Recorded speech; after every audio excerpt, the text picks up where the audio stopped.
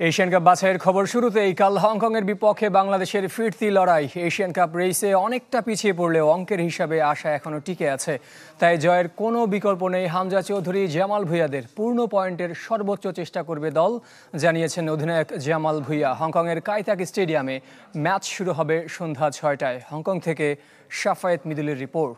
সংবাদ সম্মেলনে সবাই অপেক্ষায়, দেখা নেই বাংলাদেশ হেড কোচ ও অধিনায়কের। 20 মিনিট পর এসে তাদের দুঃখ প্রকাশ।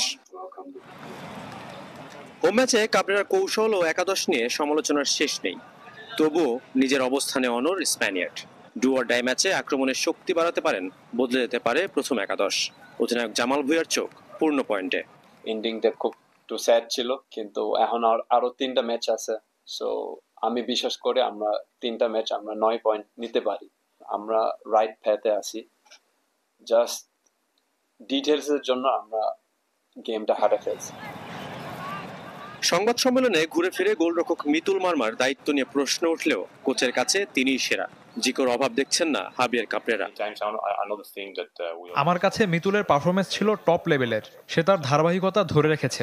আমি কারো অভাব বোধ করছি না। প্রথম দুদিন অনুশীলনের নানা ঝামেলা কাটিয়ে প্রথমবার ম্যাচ ভেন্যুতে বাংলাদেশ দল। তবে বাংলাদেশ দল অবাক করেছে হংকংকে।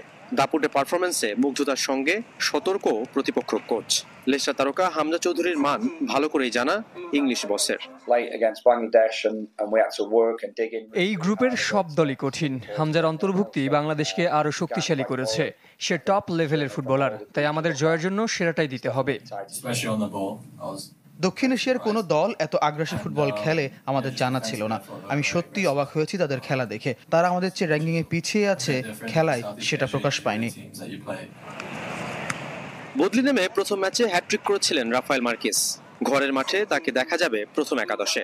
আর ইনজুরিতে খেলা হচ্ছে না অভিজ্ঞ গোলরক্ষক ইয়াপ হুং ফাইয়ের।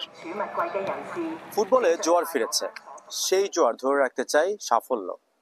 ঘরের মাঠে পারেনি, পরের মাঠে পারবে কি বাংলাদেশ? হংকং ম্যাচ বাধার নাম, সঙ্গে আশা আর সম্ভাবনার।